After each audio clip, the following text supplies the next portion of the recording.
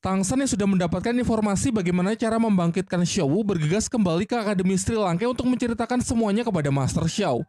Di sisi lain, Hulena mendapatkan amukan dari Bibidong karena telah gagal dalam misi dan begitu bodohnya bisa dikelabui oleh Tangsan. Ia kemudian menghukum Hulena agar mengurung diri di belakang istana dan melarangnya keluar tanpa seizinnya.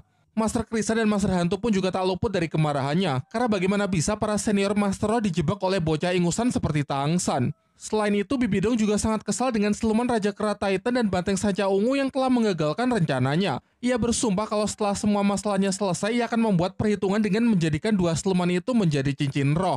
Sementara itu, Yue Xinghe, putra mahkota Kekaisaran Tiando, terlihat sedang mendapatkan laporan dari seorang mata-mata kiriman Balai Roh Pelindung. Yang mana di waktu yang bersamaan kita juga diperlihatkan sang Kaisar Tiando yang muntah darah seperti sedang keracunan. Sehingga dari sinilah kita bisa menarik kesimpulan bahwa sebenarnya putra mahkota Kekaisaran Tiando ini adalah seorang impostor.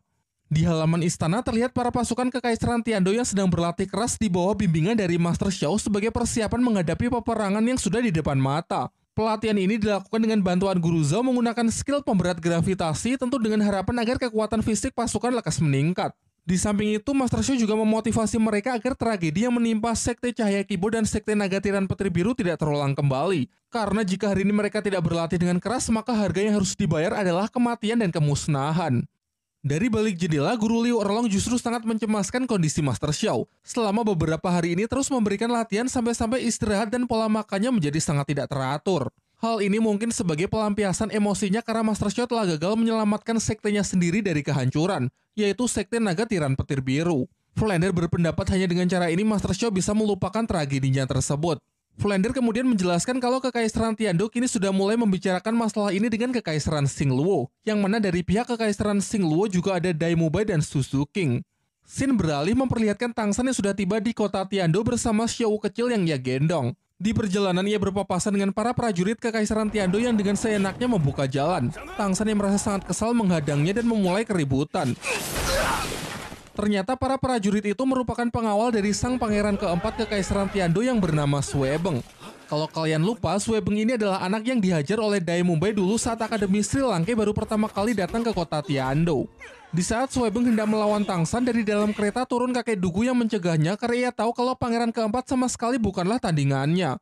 Pada awalnya kakek Dugu juga tidak bisa mengenali bahwa sebenarnya Master Roh di hadapannya adalah Tangsan. Sampai Tangsan menunjukkan dua roh pelindungnya serta kantong ajaib yang dulu pernah kakek Dugu berikan. Barulah setelah kakek Dugu mengenalinya, ia pun kemudian mengajaknya mencari tempat untuk bisa bicara empat mata. Tangsan menceritakan semuanya kepada kakek Dugu, mengenai identitas ibunya, Sekte Haotian, sampai pengorbanan dari Xiaowu, yang mana penyebab dari semua masalah yang ia alami adalah Balai Roh Pelindung. Ia bersumpah akan membalaskan dendamnya tersebut, namun untuk saat ini ia merasa kalau kekuatannya masih belum cukup sehingga perlu berlatih lagi untuk bisa menghancurkan Balai Roh Pelindung. Topik kemudian beralih membicarakan mengenai masalah internal keluarga Kekaisaran Tiando. Menurut kakek Dugu, putra mahkota Sue Singhe adalah musuh dalam selimut. Meskipun itu hanyalah sebatas dugaannya saja. Ia kemudian menceritakan mengenai silsilah dari para pangeran. Pada awalnya terdapat 4 pangeran di Kekaisaran Tiando. Sue Singhe adalah pangeran pertama, sementara Suebeng adalah yang paling kecil. Dan sebenarnya di antara keempat pangeran, pangeran yang paling menonjol bukanlah Sue Singhe, melainkan pangeran kedua. Namun pangeran kedua meninggal pada usia 12 tahun dan tepat di tahun berikutnya pangeran ketiga pun juga meninggal. Kuat dugaan kematian mereka ada hubungannya dengan Sue Singhe yang sekarang menjabat sebagai putra mahkota. Dugaannya ini bukan tanpa alasan, karena tepat 2 hari sebelum kematian dari pangeran kedua, sang kaisar tengah mendiskusikan mengenai pangeran mana yang cocok untuk diangkat sebagai putra mahkota dan bukan Sue Singhe, melainkan pangeran kedua lah yang menjadi kandidat terkuat. Namun karena 2 pangeran telah meninggal dan pangeran keempat masih sangat kecil, maka Sue Singhe lah yang menjadi pilihan terakhir. Kejanggalan lain yang kakek Dugu temukan adalah penyebab dari kematian 2 pangeran tersebut adalah sama-sama karena racun. Nampaknya mustahil ada orang luar yang bisa meracuni mereka, karena 2 pangeran ini selalu hidup di dalam istana dengan keamanan yang sangat ketat, serta segala macam kebutuhan mereka selalu diurus oleh orang-orang kepercayaan dari kaisar sendiri. Jadi besar kemungkinan memang ada musuh dalam selimut. Namun karena tidak ada bukti yang kuat yang bisa ditemukan, maka bisa ditebak bahwa pelakunya pasti adalah orang yang paling diuntungkan dari peristiwa ini, yaitu Sue Singhe, pangeran yang sekarang menjadi putra mahkota. Dugaannya semakin diperkuat dengan temuannya baru-baru ini, yang mana beberapa hari yang lalu ia sempat dipanggil ke istana untuk memeriksa kondisi dari sang kaisar yang jatuh sakit. Dan setelah diperiksa, ia menemukan kalau sang kaisar terkena semacam racun campuran. Sebagai seorang ahli racun, kakek Dugu juga bisa mengidentifikasi kalau pemicunya berasal dari semacam bahan parfum, dan di seluruh istana bau parfum ini hanya digunakan oleh Sue Singhe seorang. Kakek Dugu juga menjelaskan kalau pangeran keempat Suebeng sengaja untuk tidak berlatih guna menekan pertumbuhan dari kekuatan rohnya dan menggunakan sikap arogan di depan umum untuk berpura-pura karena hanya dengan cara itu mungkin ia bisa terus hidup. Terakhir, kakek Dugu juga menceritakan peristiwa besar yang baru-baru ini terjadi, yaitu Sekte Cahaya Kibo dan Sekte Naga Tiran Petir Biru yang telah diserang oleh Balai Roh Pelindung. Sekte Cahaya Kibo membayar dengan kematian lebih dari setengah muridnya, sementara Sekte Naga Tiran Petir Biru telah sepenuhnya musnah. Selepas pembicaraan itu, Tang San pergi menemui Guru Liu Erlong dan Master Xiao yang tengah melatih para pasukan kekaisaran. Tang San kemudian meminta maaf karena ia telah gagal melindungi Xiao dari serangan Balai Roh Pelindung. Mendengar hal itu, Guru Liu Erlong sangat marah sehingga saat ini juga ia ingin mengajak Tang San untuk membuat perhitungan dengan Balai Roh Pelindung. Meskipun harus mati, dendam Xiao harus segera dibalas. Namun dengan tegas, Master Xiao melarang mereka yang sedang terbawa emosi sesaat. Ia mengatakan kalau kematian mereka hanya akan sia-sia dan justru hanya akan membuat rencana dari Balai Roh Pelindung semakin berjalan dengan lancar. Ia pun juga sama sekali tidak bisa menyalahkan Tang San karena pastinya sudah berusaha sekuat tenaga untuk melindungi Xiao Wu. Tetapi hal terbaik yang bisa dilakukan saat ini adalah meningkatkan kemampuan dengan terus berlatih dan menunggu waktu yang tepat untuk bertindak. Namun sebelum Master Xiao sempat menyelesaikan kalimatnya, ia jatuh pingsan karena memang baik kondisi fisik maupun mentalnya sudah benar-benar turun. Guru Liu Erlong menemani Master Xiao untuk beristirahat, sementara Tang San pergi untuk menceritakan hal yang sama kepada Flander. Flander pun menyarankan agar Tang San sementara waktu tinggal di akademi sembari berlatih bersama Mang Hojun dan Ning Rongrong. Untuk saat ini, Kekaisaran Tiandu memberikan dukungan sepenuhnya sehingga segala macam sumber daya tidak akan menjadi masalah. Keesokan harinya, Tang San menyaksikan latihan dari para pasukan Kekaisaran yang mana menurutnya masih belum cukup untuk bisa menang melawan Balai Roh Pelindung. Sambil terus berpikir, Tang San teringat dengan berbagai macam senjata rahasia dari Sekte Tang di kehidupan masa lalunya yang mungkin akan sangat membantu dalam pertempuran melawan Balai Roh Pelindung. Ia kemudian langsung pergi menemui Mang Hojun yang sedang berlatih untuk mengajaknya membuat sebuah sekte yang bernama Sekte Tang. Dan tentu saja Mang Hojun nampak sangat berantusias untuk membantu temannya tersebut. Berhubung sekarang hanya ada 2 anggota Sekte Tang, maka Tang San akan menjadi ketuanya sementara Mang Hojun akan jadi wakil ketuanya. Dan meski Tang San secara resmi telah diterima di Sekte Hao Tian, namun mengingat Sekte Hao Tian yang masih menutup diri, jadi ia rasa tidak akan ada masalah jika ingin membuat sekte yang baru. Lagi pula, 2 sekte tak akan bertentangan dan justru kelak di masa depan akan bisa membangun hubungan kerjasama yang baik. Mereka berdua kemudian pergi menemui Ning Rongrong untuk menanyakan bagaimana kabar dari Sekte Cahaya Kibau. Ning Rongrong menjelaskan bahwa berkat Sang Kaisar kini anggota Sekte Cahaya Kibau yang tersisa sudah dipindahkan ke Istana Kekaisaran Tiandu. Tang San lalu mengatakan kalau ia ingin mendiskusikan sesuatu dengan ketua Sekte Cahaya Kibau. Untuk itu ia meminta agar Ning Rongrong bisa mengaturkan pertemuannya dengan ayahnya tersebut. Tang San juga berbisik agar Ning Rongrong tidak memberitahu siapapun karena ini akan menjadi pertemuan yang sangat rahasia. Seusai itu, Tang San berniat pergi menemui Master Xiao, namun di tengah perjalanan ia merasa kalau ada seseorang yang sedang mengawasinya. Ia menduga kalau ini bisa jadi adalah mata-mata dari Balai Roh Pelindung. Orang misterius tersebut kemudian menunjukkan dirinya lalu menanyakan bagaimana Tang San bisa begitu dekat dengan putri dari Sekte Cahaya Kibau, Ning Rongrong. Namun karena pembicaraan yang semakin mengesalkan, orang tersebut pun langsung menyerang Tang San menggunakan salah satu senjata rahasia yang bernama busur silang.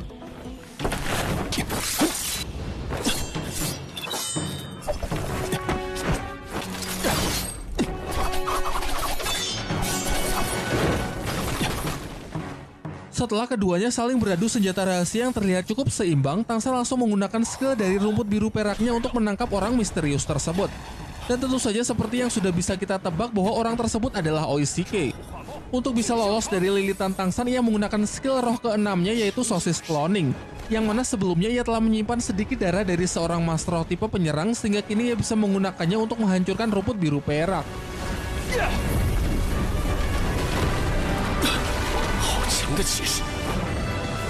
Selain itu, tulang roh yang ia serap memiliki kemampuan untuk menciptakan cloning dari kekuatan roh yang bisa ia gunakan untuk menyerang.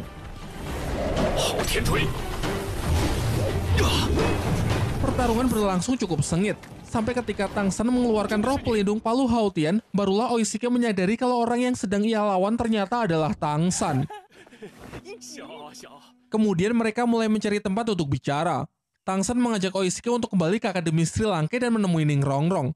Namun Oishike mengatakan kalau ia masih belum punya cukup keberanian, bahkan sejak awal ia merasa kalau dirinya tidak layak untuk disandingkan dengan putri Sekte Cahaya Kibau. Tang San lalu menceritakan semua peristiwa yang telah ia alami selama ini, khususnya Xiao yang gagal ia selamatkan. Maka dari itu, ia mencoba menasihati Oishike agar lebih baik segera menemui Ning Rongrong, karena jika suatu hari Oishike benar-benar sudah kehilangan dirinya, maka menyesal pun juga sudah tidak ada gunanya. Ucapan itu akhirnya berhasil membangkitkan keberanian dari Oishike untuk segera pergi menemui Ning Rongrong. Di perjalanan menuju akademi, tiba-tiba Tangsan jatuh pingsan sehingga harus segera dilarikan kembali ke asrama.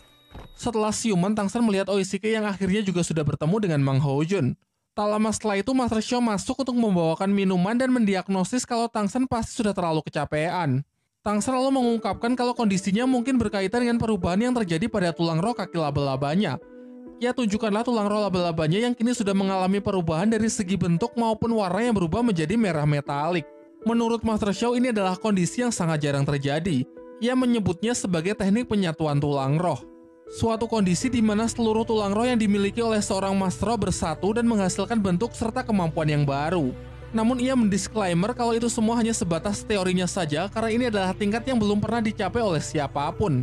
Kemungkinan di dunia Daoluo hanya ada satu orang saja yang bisa memiliki teknik ini, yaitu pemimpin suci dari Balai Roh Pelindung, Bibi Dong. Tingkat ini bisa dicapai jika seorang Master Roh telah memiliki setidaknya 6 tulang roh. Selain itu, tulang roh juga harus didapatkan dari satu tipe siluman roh yang sama. Tetapi bahkan setelah kedua syarat itu terpenuhi, peluang kemungkinan bisa terjadi penyatuan tulang roh tidak lebih dari 0,001%. Namun faktanya tidak satupun syarat yang sudah Tangsan penuhi. Saat ini Tangsan hanya memiliki 4 tulang roh dan keempatnya tidak berasal dari satu tipe siluman roh yang sama. Master Xiao kemudian menjelaskan kalau semua itu mungkin karena tulang roh kaki laba-laba yang bisa menjembatani hubungan ketiga tulang roh lainnya agar bisa bersatu. Topik kemudian beralih membicarakan mengenai rencana untuk menghadapi Balai Roh Pelindung yang mulai bergerak aktif dalam upayanya menguasai seluruh benua Daoluo. Tangsan mengungkapkan bahwa ia cukup pesimis kalau hanya mengandalkan kekuatan tempur dari Kekaisaran Tiando, mengingat situasi internal keluarga Kekaisaran sendiri yang juga memiliki masalah sangat rumit. Master Xiao mengaku kalau akhir-akhir ini ia terlalu larut dalam kebencian sehingga tidak peka dengan permasalahan tersebut. Tangsan kemudian menjelaskan mengenai dugaan kuat kakek Dugu yang mengarah pada putra mahkota sebagai sumber masalah internal keluarga Kekaisaran. Bahkan Ning Fengzi pun mungkin juga sudah ditipu olehnya. Ditambah lagi ini adalah masalah yang melibatkan suatu kekaisaran sehingga pasti ada kekuatan besar di belakang Sui Xinghe yang mana besar kemungkinan adalah Balai Roh Pelindung. Dengan adanya masalah yang begitu rumit dan semua penjelasan yang hanya sebatas spekulasi, maka dari itu Tangsan tidak berharap banyak pada Kekaisaran Tiando dan akan lebih baik mengandalkan kekuatan sendiri untuk berkembang. Yang mana dalam hal ini Tangsan berniat untuk mendirikan sebuah sekte. Master Xiao yang ingin membantu, Tangsan sarankan agar lebih baik tetap tinggal di samping Kaisar karena saat ini Master Xiao sudah menjadi orang kepercayaannya. Singkat cerita, mereka semua pergi menemui Ning Rongrong dan ketua sekte Cahaya Kibau. Pertemuan ini sekaligus menjadi pertemuan pertama bagi Oishike dengan Ning Rongrong setelah 5 tahun berpisah.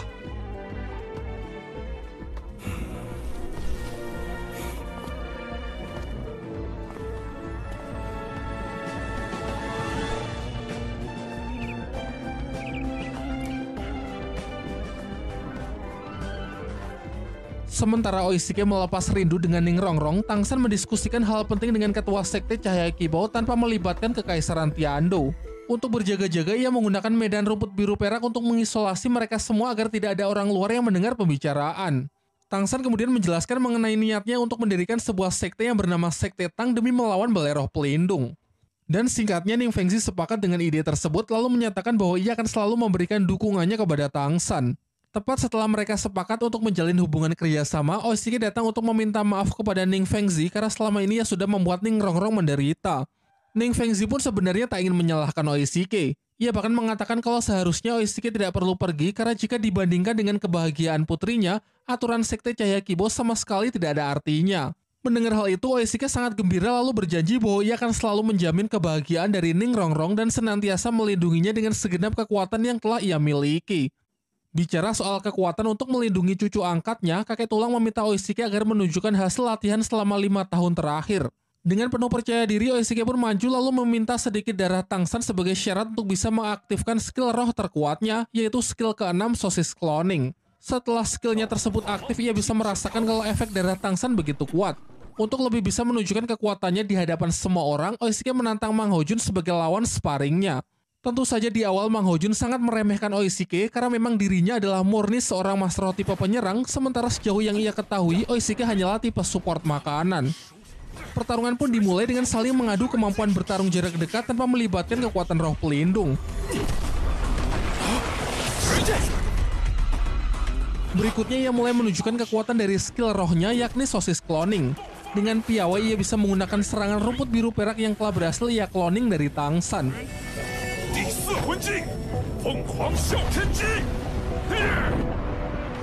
Dan dari sinilah Mang Hojun mulai memperlihatkan keseriusannya untuk melawan Oishike yang padahal tadi sempat ia remehkan.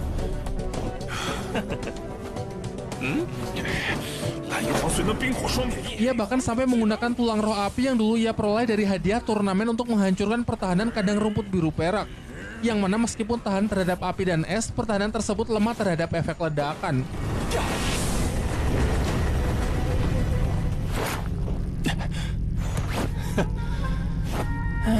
Namun meskipun teknik ledakan Phoenix sangatlah kuat, jangkauan serangannya terlalu sempit sehingga celah inilah yang dapat Oishike manfaatkan dengan sangat baik.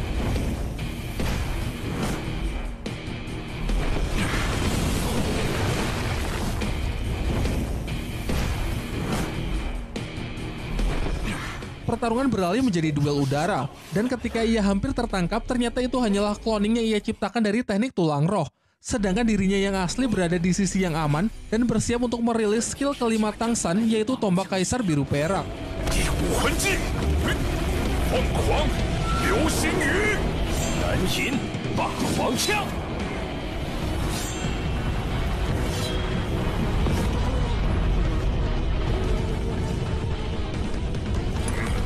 Terakhir ia mengeluarkan cloning palu Hautian karena ternyata Oishike juga bisa mengkloning kemampuan roh pelindung ganda. Namun untuk bisa menggunakan palu Hautian tentu saja tidak semudah kelihatannya, mengingat Tang San saja butuh waktu 2 tahun latihan di air terjun hanya demi meningkatkan kekuatan fisiknya. Meski begitu, pertarungan ini sudah lebih dari cukup untuk membuktikan kemampuan dari Oishike sebagai tipe support yang juga sekaligus bisa menjadi tipe penyerang. Setelah melihat kehebatan dari Oishike, Ning Fengxi bersedia merestui hubungan Oishike dengan putrinya asalkan Oishike mau bergabung dengan sektenya. Namun perlu diingat, jika sudah memutuskan untuk masuk ke sekte Cahaya Kibau, artinya Oishike tidak boleh bergabung ke dalam sekte Tang yang akan segera didirikan oleh Tang San. Melihat Oishike yang sedang dilema, Tang San pun menyuruhnya agar mengambil tawaran dari Ning Fengxi, mengingat ini adalah alasan Oishike terus berjuang hingga berada di titik ini. Namun secara mengejutkan Oishike justru menolak tawaran dari Ning Fengxi tersebut dengan mengatakan bahwa ia lebih ingin membantu Tang San. Karena Tang San adalah teman seperjuangannya sehingga tidak mungkin ia akan diam saja ketika melihat temannya tersebut sedang kerepotan. Tetapi di sisi lain ia juga tidak akan berhenti memperjuangkan Ning Rongrong sehingga dengan cara apapun ia akan terus berusaha menggerakkan hati ayahnya agar memberikan restu. Ning Fengxi pun tersenyum lega mendengar jawaban itu karena sebenarnya jawaban Oishike inilah yang memang ingin ia dengar. Tang San pun juga merasa senang karena dengan ini sekte Tang telah mendapatkan banyak bantuan sehingga tujuannya akan lebih cepat tercapai. Keesokan harinya Tang San pergi ke rumah Tai Long yang mana merupakan markas dari sekte Tai dan untuk seterusnya kita akan menyebutnya sebagai sekte kekuatan. Kalau kalian lupa, kakek Tai Long ini bernama Titan. Pernah diceritakan bahwa di masa lalu ia dan sekte kekuatan banyak berhutang budi kepada Tang Hao sehingga kini ia sangat menghormati Tang San sebagai putranya. Singkat cerita, setelah memperkenalkan diri dan menceritakan semua masalah yang sedang ia hadapi, khususnya terkait balai roh pelindung, Tang San pun mulai menjelaskan tujuan ia datang kemari, yaitu ingin mendiskusikan mengenai dirinya yang ingin membangun sebuah sekte yang bernama Sekte Tang dan meminta supaya sekte kekuatan mau beraliansi dengan sekte buatannya tersebut. Menanggapi hal itu, Titan menanyakan apakah sekte Tang nantinya akan berada di bawah sekte Hautian, karena jika benar begitu, ia tidak akan bisa menerima tawaran Tang San untuk bergabung ke sekte Tang. Kemudian diceritakanlah mengenai hubungannya di masa lalu dengan sekte Hautian. Dahulu terdapat 4 sekte yang berada di bawah pimpinan dari sekte Hautian, yaitu sekte kekuatan, sekte pertahanan, sekte kelincahan, dan sekte penghancuran. Namun setelah sekte Hautian menghilang dari dunia Daoluo, keempat sekte ini berpisah dan mulai hidup sendiri-sendiri. Sebagai pengikut setia dari sekte Hautian, tentunya waktu itu mereka juga tak luput dari sasaran balai roh pelindung. Sehingga dengan alasan inilah ketiga sekte tersebut menyimpan dendam kepada sekte Hautian karena merasa sudah ditelantarkan begitu saja. Secara kebetulan 3 hari lagi terdapat sebuah acara pertemuan dari keempat sekte tersebut yang memang sudah mereka sepakati untuk diadakan pertemuan setiap 2 tahun sekali guna menjaga hubungan mereka tetap harmonis. Setelah mendengar penjelasan itu, Tang San pun mempunyai keinginan untuk juga merekrut mereka menjadi bagian dari sekte Tang. Ia lalu meminta agar dirinya diizinkan ikut dalam pertemuan tersebut karena ia ingin bicara dengan ketiga ketua sekte lainnya. Meskipun nampaknya hal itu tidak akan mudah mengingat Tang San juga memiliki hubungan dengan sekte Hautian. Tang San menunjukkan salah satu senjata rahasia miliknya, yaitu busur silang yang rencananya akan ia produksi secara massal untuk mendukung kekuatan tempur dari sekte Tang serta akan ia distribusikan juga kepada para sekte aliansi. Maka dari itu ia meminta kepada Titan agar mencarikannya para pandai besi terbaik yang dapat dipercaya sebagai tenaga kerja.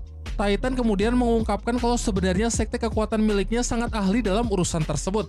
Bahkan ia mengklaim bahwa kemampuan penempaan besinya adalah yang terbaik di dunia. Ia kemudian menjelaskan kalau keempat sekte memang memiliki keahlian masing-masing. Sekte kekuatan ahli dalam penempaan, sekte pertahanan ahli dalam membuat konstruksi bangunan, sekte kelincahan sangat ahli dalam melakukan pengintaian, dan sekte penghancuran sangat ahli dalam membuat berbagai macam obat.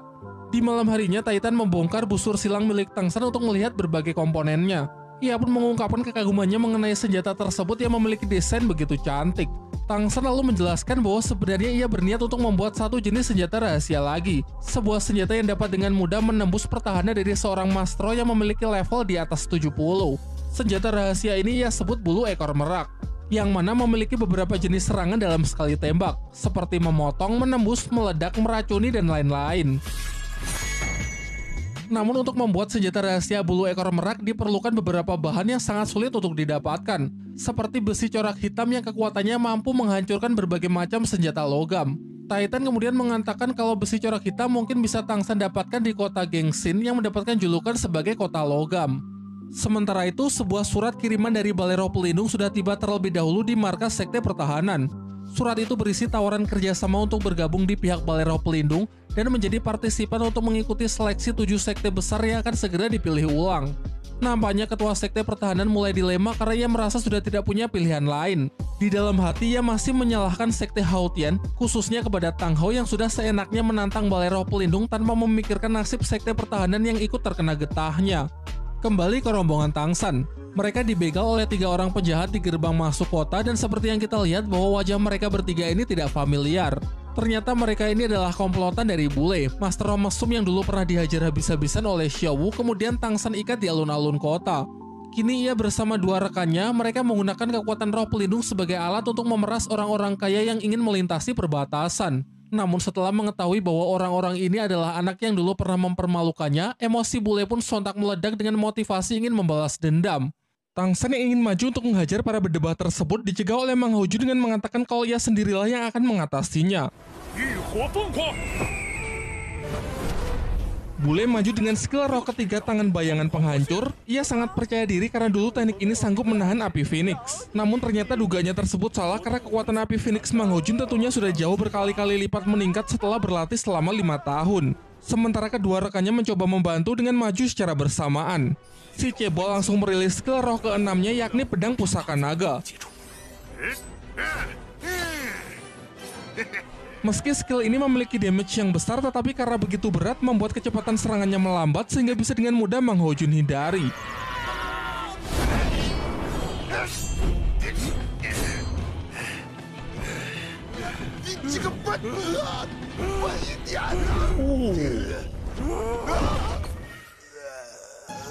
Bule yang sudah bangkit kembali maju menyerang menggunakan skill roh kelimanya yang memiliki kemampuan penguncian target. Sebenarnya teknik ini cukup efektif untuk mengatasi kecepatan dari Mang Haojun. Namun karena penggunanya masih amatiran, Bule justru menjebak rekan-rekannya sendiri di dalam asap hitam. Meskipun Mang Haojun juga terperangkap, tetapi hal itu sama sekali tidak mengganggu pandangannya karena matanya sanggup melihat objek melalui suhu panas yang dipancarkan oleh tubuh. Kesempatan ini lalu ia manfaatkan untuk mengecoh rekan-rekan Bule untuk saling bertengkar, sementara ia bisa keluar dengan mudah.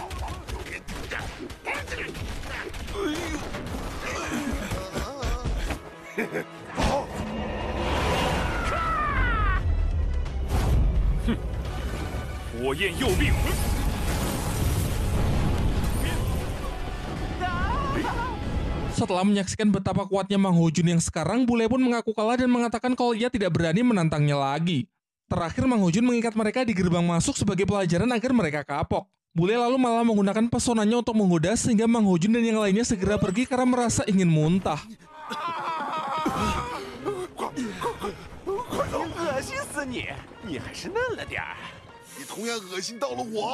Singkat cerita, mereka telah sampai di Sekte Pertahanan. Di pintu masuk, ketua sekte yang bernama Niu Gao sudah menyambut kedatangan mereka. Diperlihatkan juga kalau ia sangat akrab dengan Titan. Niu Gao lalu mempersilahkan mereka semua untuk masuk ke dalam sekte.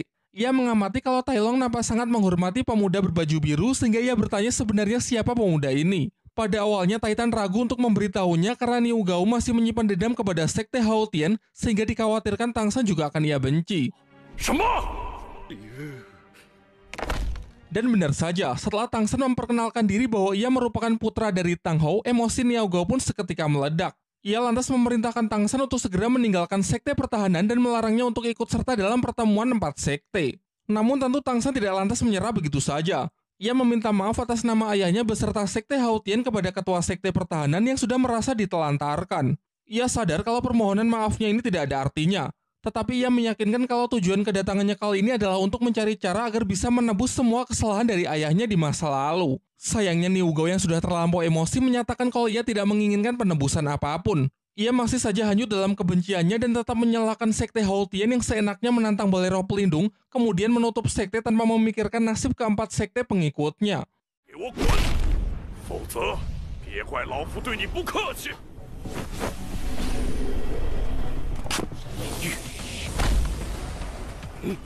Sampai akhirnya Niu Gao menawarkan sebuah kesepakatan kepada Tang San untuk menyudahi perdebatan yang tidak berujung mereka. Ia menantang Tang San untuk melawannya dalam sebuah pertandingan.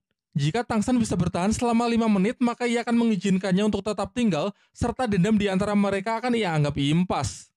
Titan pun tertawa mendengar tantangan yang diberikan oleh Niu Gao. Ia sangat yakin kalau Tang San bisa melewatinya karena menurutnya Tang San mempunyai bakat alami yang luar biasa, bahkan jauh melebihi Tang Hou. Kemudian Tang San menyuruh Mang Ho Jun untuk membuat lingkaran api sebagai arena dan menjelaskan bahwa ini akan menjadi pertarungan tanpa menggunakan skill roh. Kesepakatannya jika Tang San mampu bertahan selama 5 menit tanpa keluar dari lingkaran api, maka ia akan menjadi pemenangnya. Tentu saja Niu Gao merasa sangat percaya diri.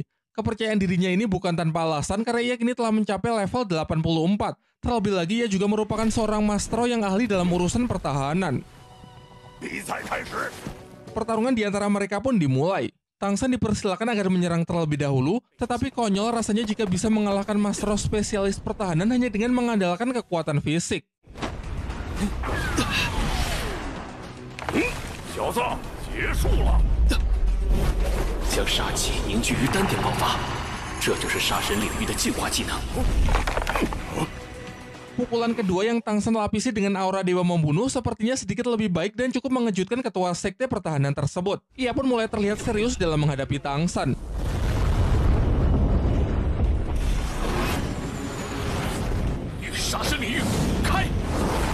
Berniat ingin segera mengakhiri pertarungan, Tang San mencoba untuk mengubah teknik serangannya.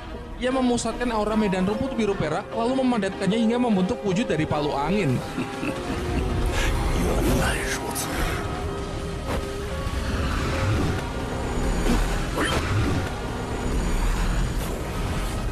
更是为了分散注意力好趁机虚度。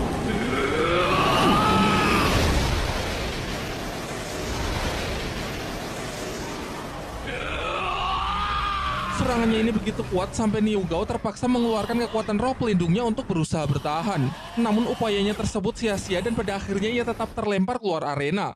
Dengan ini Tang San pun dinyatakan sebagai pemenangnya. Dan sesuai janji, Niu Gao akan melupakan dendamnya kepada Tang San. Kemudian Titan mulai membicarakan mengenai Tang San yang membentuk sekte baru bernama Sekte Tang untuk mengalahkan Balai Roh Pelindung. Ia sudah lebih dulu bergabung dan kini ia menawarkan Niu Gao agar juga bergabung menjadi aliansinya. Tetapi Niu Gao nampak masih ragu untuk menyepakatinya karena ia masih memiliki trauma yang mendalam terhadap Sekte Haotian. Di waktu yang bersamaan, ketua Sekte Perisai Gajah yang bernama Hu Yansen sudah berada di luar berniat untuk menemui Niu Gao. Kalau kalian lupa, Sekte Perisai Gajah ini dulu pernah menjadi lawan tim Sri Lanka di babak penyisihan turnamen. Juga pernah saya bahas kalau sekte ini termasuk ke dalam 7 sekte besar dan sekarang memihak kepada Balai Roh Pelindung. Terakhir diperlihatkan ia juga ikut dalam penyerangan ke Sekte Cahaya Kibau. Sudah jelas bahwa tujuan ia datang ke Sekte Pertahanan adalah untuk memberikan tawaran kepada Niu Gao agar ikut bergabung di pihaknya. Dan karena di sini kebetulan juga ada ketua Sekte Kekuatan, ia pun juga tertarik untuk sekalian mengajaknya bergabung. Hu Yansen kemudian menjelaskan bahwa 3 sekte besar kini sudah tidak ada, sehingga Balai Roh Pelindung ingin mengadakan pemilihan ulang 7 sekte besar, dan Sekte Perisai Gajah berambisi untuk mendapatkan posisi di 3 besar. Oleh karena itu, ia ingin Sekte Pertahanan mendukungnya. Dan jika Niu Gao bersedia, ia berjanji akan memberikan Niu Gao posisi wakil ketua Sekte Perisai Gajah. Namun Niu Gao dengan tegas menolak tawaran tersebut. Ia mengingatkan kembali mengenai dendamnya terhadap Balai Roh Pelindung yang telah membuat Sekte Pertahanan menderita selama bertahun-tahun, sehingga kini ia tidak akan sudi jika harus menjadi budaknya. Hu Yansen yang sangat marah karena merasa niat baiknya tidak dihargai, mengancam Niu Gao bahwa nasib Sekte Pertahanan pasti akan berakhir sama seperti nasib Sekte Cahaya Kibau dan Sekte Naga Tiran Petir Biru.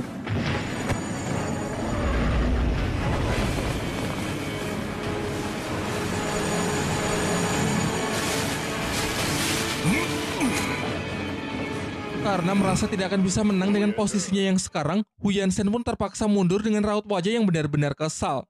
Dan disinilah Tang San kembali masuk dengan gagasannya mengenai pembentukan Sekte Tang. Ia menjelaskan secara singkat mengenai rencana jahat Balai Roh Pelindung yang ingin menguasai dunia Daoluo, sehingga perlu dipersiapkan kekuatan tempur untuk bisa menandinginya, yang mana jawabannya adalah Sekte Tang. Nantinya Sekte Tang akan ia perkuat dengan berbagai macam senjata rahasia buatannya. Salah satunya adalah busur silang yang memiliki daya tembus luar biasa kuat. Untuk membuktikan ucapannya, Tang San mencoba senjata rahasia tersebut yang mana tembakannya sanggup menembus benteng Sekte Pertahanan dengan begitu mudah. Titan kemudian juga menambahkan bahwa berkat senjata ini jugalah Sekte Cahaya Kibau bisa terhindar dari kemusnahan. Barulah setelah menyaksikan hal itu, Niu Gao pun terlihat mulai tertarik untuk beraliansi dengan sekte buatan Tang San tersebut dan berjanji bahwa ia bersedia untuk ikut berjuang bersama melawan Balai Roh Pelindung. Untuk merayakan hal itu, mereka mengadakan acara makan-makan dan minum-minum. Hingga tak lama setelah itu datanglah ketua Sekte Kelincahan yang bernama Bai He bersama cucu dan beberapa muridnya untuk juga menghadiri pertemuan 4 sekte. Di dalam, Bai He menceritakan kalau tadi ia sempat berpapasan dengan ketua Sekte Perisai Gajah dengan wajah yang terlihat begitu kesal. Niu Gao pun membenarkan hal itu. Ia menjelaskan kalau Hu Yansen tadi memang sempat datang ke Sekte Pertahanan. Orang tersebut datang mewakili Balai Roh Pelindung untuk merekrut Sekte Pertahanan agar menjadi aliansinya. Namun dengan tegas ia menolak tawaran tersebut karena tidak sudi jika harus menjadi budak dari Balai Roh Pelindung. Titan kemudian memperkenalkan Tang San kepada Bai He, seorang anak muda jenius yang ahli dalam hal merancang berbagai macam senjata mematikan. Salah satunya adalah busur silang yang kekuatan tembakannya sanggup menembus benteng Sekte Pertahanan dengan begitu mudah. Ia menambahkan kalau senjata ini tentu akan sangat cocok dengan Sekte Kelincahan yang memang memiliki kelemahan di segi penyerangan. Namun ketika Bai He ingin membelinya dari Tang San, ia dibuat sangat kesal karena menurutnya harga yang dipasang terlalu mahal, yaitu satu buahnya saja seharga 120 koin emas. Tang San beralasan kalau harga itu memang sudah sesuai dengan biaya produksinya. Tetapi karena melihat Bai He yang sangat menyukai senjatanya tersebut, ia pun berbaik hati untuk memberikan satu buah sebagai hadiah pertemuan. Bai He mengatakan kalau ia tidak bisa menerima hadiah secara cuma-cuma. Jadi dibuatlah kesepakatan melalui sebuah pertandingan yang mana Bai Chen Xiang akan bertanding melawan Tang San di bidang kelincahan. Tang San menjelaskan jika Bai Chen Xiang bisa menyentuh tubuhnya sebelum satu dupa habis terbakar, maka ia bersedia memberikan senjata rahasianya tersebut secara gratis. Namun kalau Bai Chen Xiang gagal, maka ia akan mengambil 100 koin emas milik Bai He sebagai harga yang harus dibayar untuk senjata tersebut. Keduanya pun sudah siap untuk bertanding. Di sini Bai He cukup penasaran karena Tang San memperkenalkan dirinya sebagai ketua dari Sekte Tang, sebuah sekte yang sama sekali belum pernah ia dengar. Titan kemudian menjelaskan bahwa Sekte Tang adalah sekte yang baru-baru ini dibuat oleh Tang San sendiri guna sebagai persiapannya untuk melawan Balai Roh Pelindung. Ia menambahkan kalau Sekte Kekuatan dan Sekte Pertahanan sudah memutuskan untuk bergabung. Oleh karena itu, ia mendesak Bai He sebagai ketua Sekte Kelincahan untuk juga bergabung dengan Sekte Tang.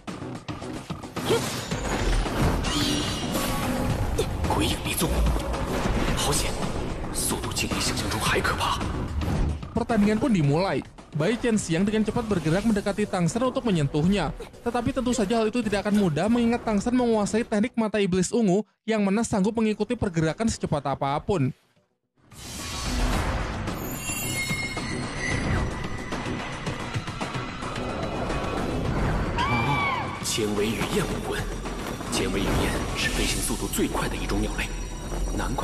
Demi untuk melawan teknik Tang San, Bai Chen Xiang pun mulai terlihat serius dengan merilis kekuatan roh pelindung, bahkan menggunakan salah satu dari skill rohnya yaitu bayangan pengecoh. Namun usahanya tersebut masih belum cukup untuk menyulitkan Tang San yang telah memiliki tulang roh kaki terbang yang juga berfungsi menambahkan kecepatan. Tidak sedikit pun ia bisa menyentuh Tang San hingga Mang Hu Jun mengumumkan kalau waktunya sudah habis. Meskipun kelihatannya Mang Hu Jun sedikit curang karena seharusnya satu dupa tidak terbakar secepat itu. Tetapi protes pun juga percuma karena bahkan kakeknya sendiri berpendapat jika pertandingan ini terus berlanjut, maka cucunya tersebut tetap tidak akan bisa menandingi Tang San. Sehingga sesuai dengan kesepakatan, Bai He pun harus membayar satu senjata rahasia Tang San seharga 100 koin emas.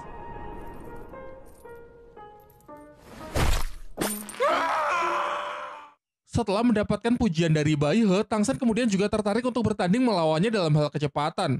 Sebagai kesepakatannya, jika Tang San berhasil menang, maka Bai He bisa bergabung dengan Sekte Tang. Nantinya Sekte Tang akan memproduksi senjata-senjata tersebut secara massal, lalu mendistribusikannya kepada setiap sekte aliansi. Untuk lebih meyakinkan Bai He agar mau bertanding, Tang San berjanji jika ia kalah maka ia bersedia memberikan satu set senjata rahasianya secara gratis, dan kalau di total-total satu set senjata rahasia tersebut seharga 100.000 koin emas. Bai He pun tertarik menerima tantangan dari Tang San serta semua kesepakatannya. Namun ia mewanti-wanti jika kelak Sekte Tang bergabung dengan Balai Roh Pelindung, maka dipastikan ia akan keluar. Menjawab hal itu, Tang San berani menjamin 100% kalau Sekte Tang miliknya tidak akan pernah berhubungan dengan Balai Roh Pelindung. Satu-satunya pertemuan yang pasti akan terjadi adalah di medan perang. Karena merasa ruangan yang terlalu sempit, Arena berpindah ke halaman depan. Aturannya masih sama, yaitu Bai He harus bisa menyentuh Tang San sebelum satu dupa habis terbakar.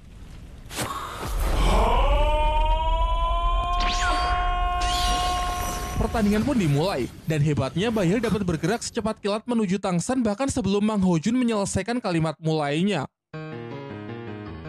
Tetapi masih beruntung berkat tulang roh milik Xiao yang Tang San serap, ia memiliki kemampuan teleportasi yang membantunya untuk menghindar. Ia merasa kalau teknik langkah hantu miliknya sudah tidak akan efektif lagi karena kecepatan dari Bai He ini benar-benar berada jauh di atas kecepatan dari Bai Chen Xiang. Pertandingan kembali dimulai, dan anggap saja yang tadi itu hanya sebuah pemanasan karena kecepatan dari Bai He yang sesungguhnya terletak pada kekuatan roh pelindung yang sebentar lagi akan ia perlihatkan. Bahkan mata iblis ungu Tang San pun juga sudah tidak sanggup untuk mengikuti pergerakannya sehingga ia hanya mengandalkan gerakan refleks dari kemampuan tulang roh teleportasi milik Xiao Wu.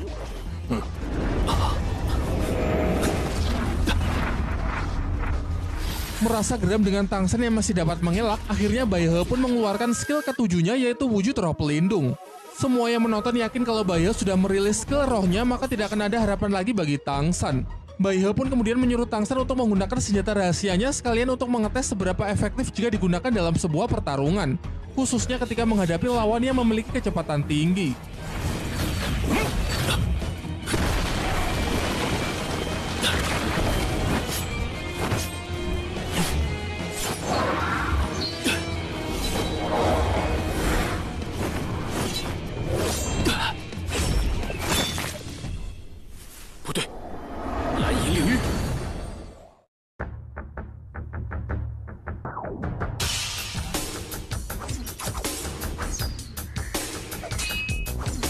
Selanjutnya Bai He juga tidak ragu untuk mengeluarkan skill ke-8-nya yaitu hamburan hujan burung layang. Skill ini dapat mengkloning tubuhnya menjadi 7 bagian, sehingga satu-satunya cara sebagai kunci kemenangan Tang San adalah dengan menemukan tubuh aslinya.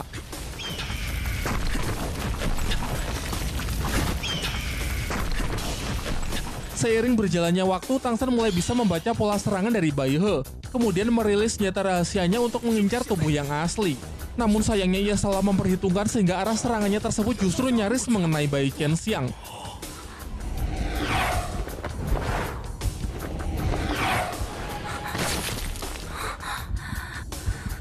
Masih beruntung di sampingnya ada Mang Ho Jun yang secara refleks bergerak untuk menyelamatkannya. Tang San. Tentunya pertandingan masih berlanjut, yang mana Tang San sempat lengah hampir tertangkap. Untung saja jiwa Xiao di dalam dirinya seakan memiliki refleks tersendiri dan bisa merilis skill roh ke-6 tanpa perintah dari pikiran Tang San. Kemampuan dari skill ini bernama kehampaan, yang mana setelah skill diaktifkan, efeknya dalam beberapa detik tubuh fisik Tang San sama sekali tidak akan dapat disentuh. Namun dikarenakan ini merupakan pertandingan adu kecepatan, Tang San pun mengaku kalah dari Bai He karena menurutnya apa yang barusan ia lakukan bukan lagi termasuk ke dalam pertandingan kecepatan. Di sisi lain, Bai He juga menganggap kalau dirinya lah yang harusnya kalah karena sampai menggunakan skill ke-8-nya. Kemudian mereka kembali membahas mengenai Sekte Tang. Tetapi nampaknya Bai He masih memiliki keraguan untuk bergabung, hal ini karena ia merasa tidak enak dengan ketua sekte penghancuran yang selama ini banyak membantunya. Sedangkan di antara keempat sekte, ketua sekte penghancuran adalah orang yang paling dendam kepada sekte Hao Tian, sehingga pastinya akan sangat sulit untuk dibujuk bergabung ke dalam Sekte Tang. Tang San lalu meyakinkan bahwa nanti ia akan mencoba bicara dengan ketua sekte penghancuran supaya keempat sekte bisa bersatu kembali. Di tengah malam, semua orang tertidur pula seusai lelah berpesta. Mang Ho Jun yang tersadar lalu meninggalkan meja makan untuk keluar mencari udara segar. Bai Chen Xiang yang mengetahuinya menyusul Mang Ho Jun untuk mengajaknya bicara. Ia mengungkapkan rasa terima kasihnya kepada Mang Ho Jun karena sebelumnya ia telah diselamatkan dari serangan nyasar Tang San. Ia juga meminta maaf karena kemarin ia sempat bersikap kasar. Sampai ia menceritakan mengenai keadaan sektenya yang tengah mengalami krisis sumber daya. Karena hal itu, kakeknya bahkan rela menyampingkan harga dirinya demi memohon bantuan kepada sekte lain. Namun meski begitu, sekte kelincahan tetap teguh memegang prinsipnya untuk selalu menolak bantuan yang diberikan oleh Balai Roh Pelindung. Bai Qianxiang juga mengungkapkan impiannya bahwa kelak ia pasti akan membawa sekte kelincahan mencapai kejayaannya. Mendengar ucapan itu, Mang Hojun jadi teringat dengan teman-temannya di Akademi Sri Lanka, yang mana mereka semua memiliki impian yang ingin dicapai. Dan Mang Hojun merasa kalau hanya dirinya lah yang tidak memiliki impian apapun. Akan tetapi jika nanti ia sudah bertemu dengan orang yang ia sayangi, pasti ia juga akan berjuang mempertaruhkan segalanya.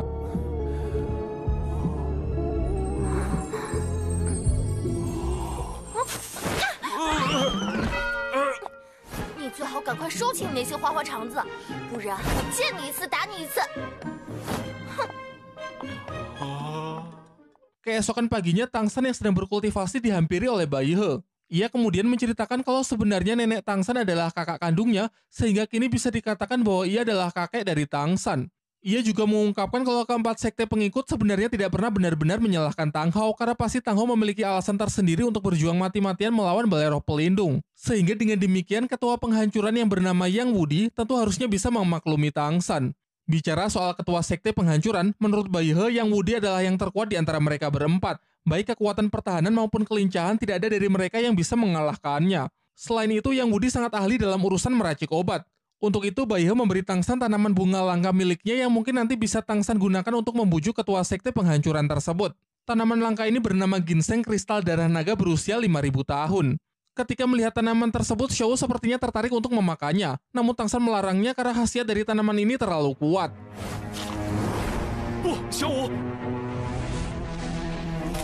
Seketika itu juga cincin merah Tangsan tiba-tiba aktif dengan sendirinya, lalu energi yang dipancarkan sempat membentuk wujud fisik dari tubuh manusia Xiao, lalu berubah ke wujud kelinci lagi untuk menyerap keseluruhan khasiat dari tanaman tersebut. Di ruang utama terlihat ketua sekte penghancuran, Yang Wudi sudah hadir. Tangsan berpikir satu-satunya cara yang bisa ia gunakan untuk membujuk Yang Wudi adalah dengan kekuatan, karena tanaman langka pemberian dari Bai He sekarang sudah tidak ada. Suasana seketika berubah menjadi sangat menegangkan setelah Tangsan memasuki ruangan, karena Yang Wudi tidak menghendaki kalau ada orang luar di pertemuan mereka. Singkatnya, setelah mendapatkan bujukan dari Titan dan Niu Gao, ia pun mulai bisa kembali tenang dan membiarkan Tangsan untuk ikut bergabung. Yang Wudi lalu menjelaskan bahwa kekesalannya hari ini sebenarnya disebabkan oleh ketua sekte perisai gajah, Hu Yansen, yang menemuinya untuk mengajak bergabung ke pihak Balai Roh Pelindung. Jelas saja ia menolak taruhan tersebut, sehingga Hu Yansen mengancam kalau sekte perisai gajah bersama Balai Roh Pelindung pasti akan memusnahkan sektenya. Maka dari itu, kini Yang Wudi mengusulkan agar membangun sebuah sekte aliansi dengan menyatukan kembali kekuatan dari keempat sekte untuk melawan Balai Roh Pelindung. Tentunya ini sungguh kebetulan, karena ternyata Yang Wudi juga sepemikiran sehingga mereka tidak perlu susah-susah untuk memulai pembicaraan. Titan lalu menjelaskan bahwa ia bersama yang lain memang sudah mendiskusikan hal tersebut dan diputuskanlah untuk membentuk sekte Tang yang akan bermarkas di Kekaisaran Tiando. Ia juga memperkenalkan kalau pemuda yang bernama Tangsan inilah yang akan menjadi ketua sektenya. Situasi kembali memanas lantaran Yang Wudi tidak sepakat jika anak muda ini menjadi ketua sekte. Terlebih lagi saat Titan memperkenalkan kalau Tangsan ini adalah putra dari Tang Hao, Yang Wudi pun langsung ingin meninggalkan acara pertemuan. Ternyata dendamnya kepada sekte Haotian masih sangat berapi-api. Ia bahkan mengatakan jika Tangsan tidak pergi dari hadapannya, maka ia tidak akan sungkan untuk membunuhnya. Tetapi Tangsan justru menanggapi ancaman tersebut sebagai sebuah tantangan. Hingga pada akhirnya keduanya pun sepakat untuk bertarung. Bukan lagi pertandingan bertahan berapa lama, melainkan benar-benar berduel satu lawan satu mempertaruhkan nyawa. Dengan penuh percaya diri, Yang Wudi pun berjanji jika Tangsan berhasil mengalahkannya, maka ia akan mengabulkan segala permintaan dari Tangsan, bahkan sekalipun jika harus memberikan nyawanya. Dengan ini rencana Tangsan pun berjalan dengan lancar.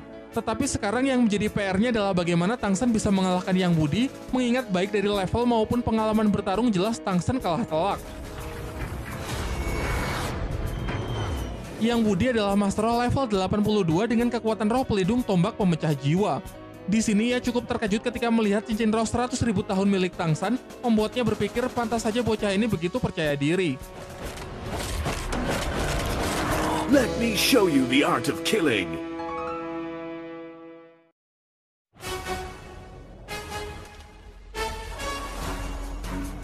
Pertarungan pun dimulai. Yang Wudi maju terlebih dahulu yang kemudian coba Tangsan hentikan menggunakan skill roh keempat kandang rumput biru perak. Namun dengan mudah bisa dihancurkan begitu saja, termasuk serangan-serangan Tangsan berikutnya.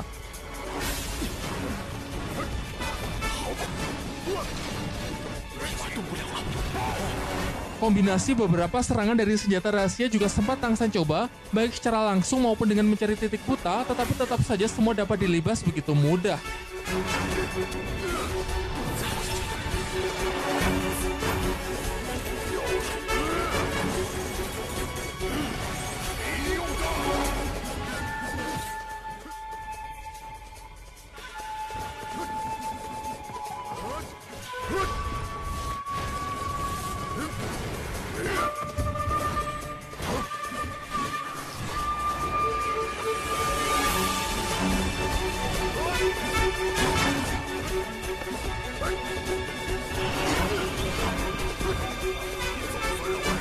Apalagi setelah Yang Wudi menunjukkan keseriusannya dengan merilis skill roh ke-7 yaitu wujud roh pelindung yang membuat seisi ruangan bergetar serasa mau hancur.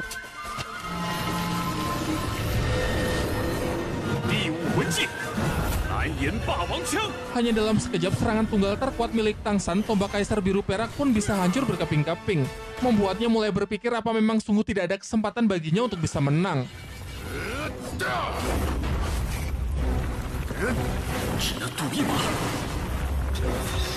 Di puncak pertarungan, ia memutuskan untuk mempertaruhkan semuanya dengan menerima serangan telak dari Yang Wudi. Karena hanya dengan begitu pertahanan dari Yang Wudi akan terbuka sehingga ia bisa menyerangnya menggunakan palu Hao Tian. Tetapi sayangnya hal itu juga masih belum cukup untuk bisa mengalahkan ketua dari sekte penghancuran tersebut, dan justru dirinya lah yang kini sudah kehabisan kekuatan sehingga mulai kesulitan untuk menekan kekuatan jiwa dari Xiao Wu. Membuatnya kembali mendapatkan wujud fisik serta kekuatan siluman, kemudian menghajar habis-habisan Yang Wudi.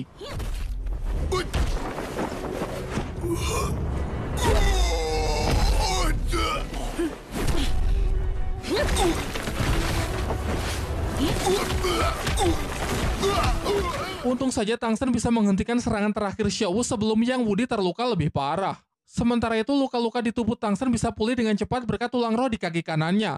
Tulang roh dari ibunya tersebut selain memiliki skill terbang juga memiliki skill regenerasi super ala-ala Wolverine di film X-Men.